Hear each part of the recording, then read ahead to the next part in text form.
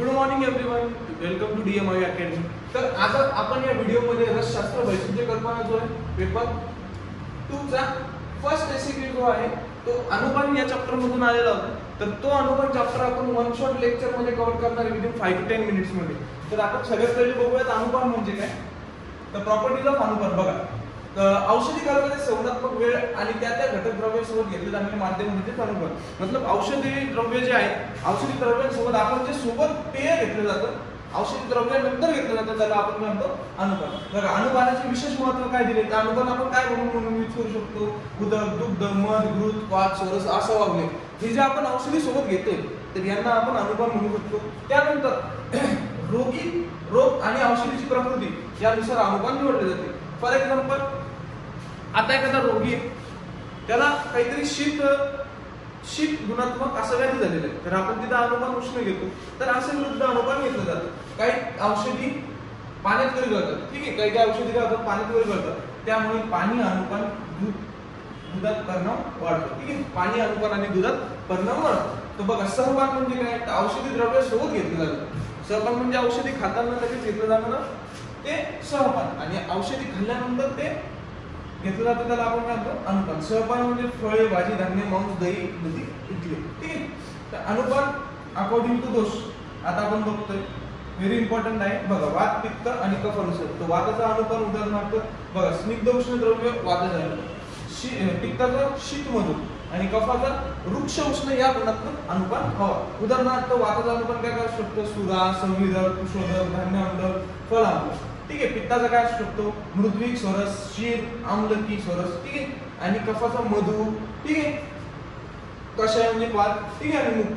आणि according to रोग काही काय अनुपान सांगितले जसे ग्रहणी, तक्रार, ठीक आहे, ग्रहणीमध्ये तक्र, अजीर्णामध्ये उष्णोदक, उन्माद मध्ये पुराणभूत, त्यानंतर वात रक्त मध्ये गुरुची, सोरस हे फिक्स अनुपान, ठीक आहे। त्यानंतर विविध रोगामध्ये विशिष्ट प्रकारचे अनुपान दिले जाते। आपण बघू मोड ऑफ ऍक्शन, ठीक आहे, मोड ऑफ ऍक्शन। अनुपान helps for quick absorption and assimilation of drug. आपण मॉडर्नच्या हिशोबाने बघितलं अनुपान का महत्त्वाचं आहे, कारण की आपण जे ड्रग घेतो त्याचं क्विक ऍब्झॉर्प्शन होण्यासाठी आणि असिमिलेशन होण्यासाठी अनुपान हा महत्त्वाचा आहे, ठीक आहे। त्यानंतर it spreads quickly due to the योगवाही, व्यवहारी आणि गुणधर्म, ठीक आहे। योगवाही आणि व्यवहारी गुणधर्म असल्यामुळे ते शरीरात एकदम फास्ट पसरतं, ठीक आहे। त्यानंतर अग्र औषधींचाही अनुपान म्हणून वापर केला जातो। आपण जे आग्रह सांगितलेले आपल्या चर्चांनी त्याही औषधींचा आपण अनुपान म्हणून वापर करू शकतो, ठीक आहे।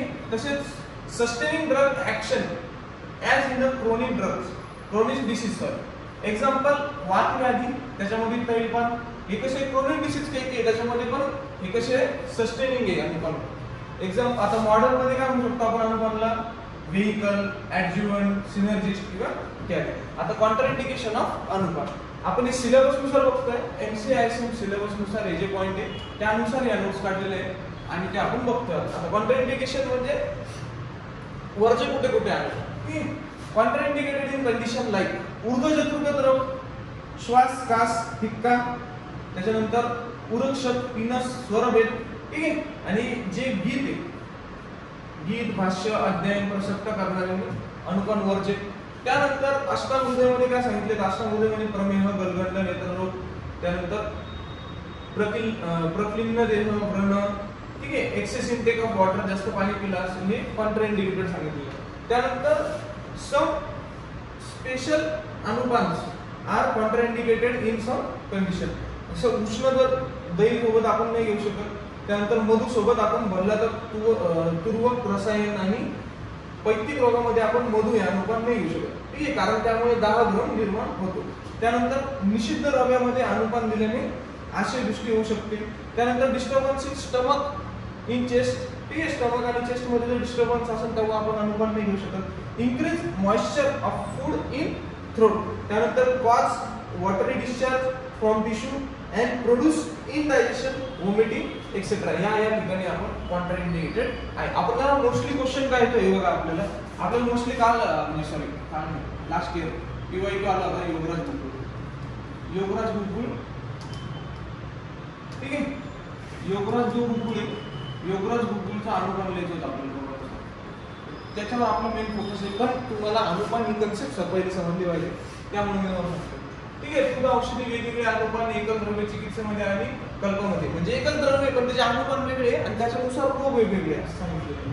ठीक आहे. Can be use in same drug with अनुपान डिफरंट कंडिशन. एक्झाम्पल गुडूची जर घृतासोबत घेतला तर वातविकारात काम येतो, सीतासोबत घेतलं तर पित्तविकारात काम येतो, मधुसोबत घेतलं तर कफविकारात काम येतो, गुडासोबत घेतली गुडूची विबंधामध्ये काम येतं, एरंड तेलासोबत घेतलं वातरक्त या व्याधीमध्ये काम येतं. बघा, same formulation in different disease with different अनुपान. फॉर्म्युलेशन कसे सेम पण डिफरंट डिसीज मध्ये डिफरंट अनुपानुसार काम करतात. आता आपल्याला ते फॉर्म्युलेशन मागच्या वर्षी क्वेश्चन आलेला पहिलाच क्वेश्चन आपला योगराज बुलबुल.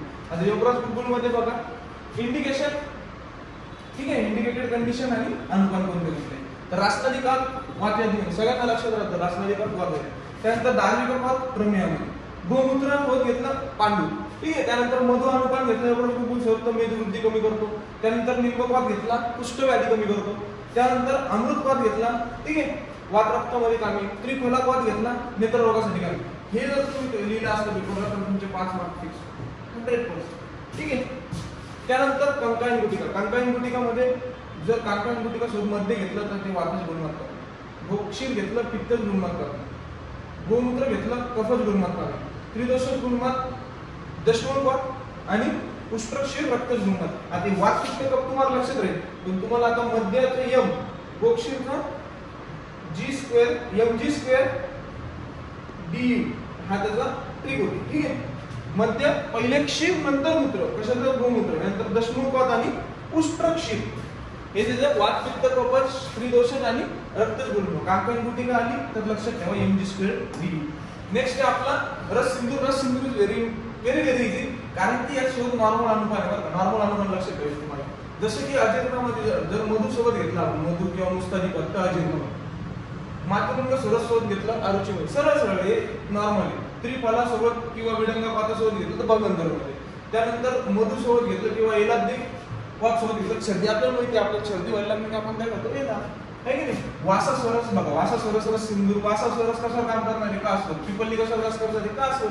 त्यानंतर नारिकेल मध सोबत घेतलं तर मूर्छा लक्षात ठेवायचं. पुनर्नवाधिपात सोबत घेतलं श्रोतवर कमी करणार आहे. पुनर्नवा आपण श्रोतावरच मोस्टली वापरतो. त्यानंतर द्राक्ष आणि एला सोबत घेतलं तर रक्तपित्त. बघा, रक्तपित्त द्राक्ष डायरेक्ट संबंध आहे. श्वास यादी वापस आला वासास्वरस लिहा बीपीटी. त्यानंतर लोह भस्म सोबत घेतलं. बघा, लोह भस्म पांडू. पांडू म्हणजे ॲनिमिया म्हणजे फेरस डेफिशियन्सी. फेरस डेफिशियन्सी मध्ये फेरस लोह भस्म. त्यानंतर कुष्मांड स्वरस उन्मादामध्ये कुष्मांड स्वरस. कुष्मांड इज ऑल्सो यूज्ड इन उन्माद अपस्मार. सो रस Sindhu is very important and easy. I think so रस सिंधूचे मला 90% चान्सेस वाटत आहे या पेपरला यायचे. सगळ्यांनी प्रिपेअर करून ठेवा, खूप सोपं आहे. त्यानंतर रस प्रॉपर्टी सेम बरं का. बघा, उन्माद अपस्मार दो घृत सोबत घ्या, उन्माद अपस्मार कमी होईल. रसना म्हणून चोरणं सेम. त्यानंतर अपस्मार मध्ये ब्राह्मी स्वर. बघा, अपस्मार ब्राह्मी स्वर सरळ सरळ संबंध आहे. त्रिकटू चूर्ण सरळ सरळ संबंध आहे. गृहिणीमध्ये बघा हिंगू सरळ सरळ दीपन पाचन करणारे. श्वेत जीरक हिंगू गृहिणी. त्यानंतर रस प्रॉपर्टी जर एरंड त्याला सोबत घेतली तर उदरशुल्क कमी होईल, कारण विरेचक आहे का नाही. त्यानंतर रस प्रॉपर्टी जर बाकूची भृंगराज सोडत बघा कुष्ठ. त्यानंतर दशमूल वात सोबत घेतली तर वातच ज्वर दशमूल वात कमी करणार आहे. त्रिकटू चूर्ण सोबत घेतली तर कास कमी होणार. त्रिकटू आहे का. त्यानंतर नारायण चूर्ण. नारायण चूर्ण मध्ये बघा, नारायण चूर्ण जर ताकासोबत घेतलं तर उदररोग सरळ सरळ ताक उदररोग कमी करणार. त्यानंतर मोच रसासोबत घेतला बोराच्या रसासोबत घेतलं तर गुल्म कमी करणार आहे. दधी किंवा मंडासोबत घेतला तर ते संग कमी करणार आहे, ठीक आहे. त्याच्यानंतर डाळिंब सोबत घेतला नारायण चूर्ण मूळव्याध कमी करणार आहे.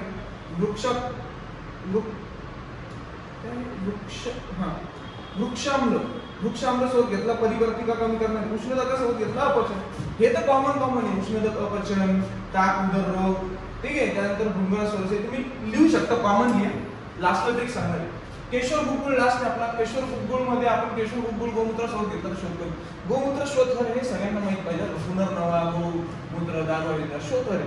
व्रणशोष त्रिफला वातासोबत घेतलं व्रणशोष कमी करणारी. पुनर्नवा दारू हरिद्रा शुंठी सोबत घेतलं केशर गुगुळ तर विद्रती कमी करणारी. पटोल त्रिफला किरत पित्त यासोबत घेतलं तर उपदंश व्याधीत काम येतो.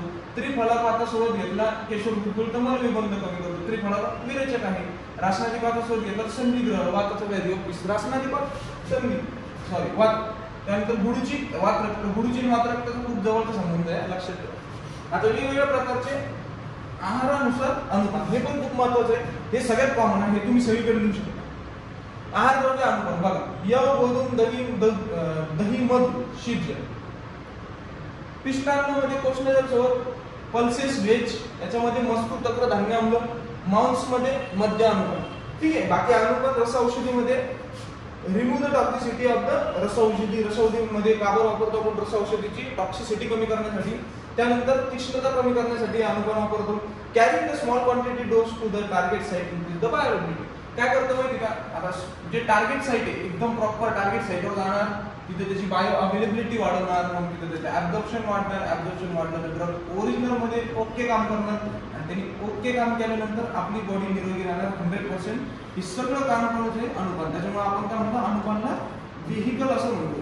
जे ड्रग आहे, ड्रगला प्रॉपर त्याच्या साइट पर्यंत पोहोचून तिथे बायोअवेलेबिलिटी वाढवून, त्याचं ऍब्झॉर्प्शन वाढवून, डायजेशन वाढवून त्याचं ओके काम करून देणार आहे. जर कोणता इम्पॉर्टंट घटक असेल तर तो आहे अनुपान. ठीक आहे, लक्षात ठेवा. बाकी स्नेहद्रव्यामध्ये घृतासोबत उष्णदक अनुपाने, वसा मंजासोबत मंडई आणि तैलामध्ये युष आहे. इथं आपण अनुपान हा चॅप्टर संपलेला आहे. Within I think so 10 to 12 minute मध्ये हा आपला संपलेला आहे. आणि मोस्ट इम्पॉर्टंट म्हणजे आपल्याला काही बेसिक, जसं पुनर्नवात, गोमूत्र शोधत वापरणं, गुळगुळाला शोध हा आहे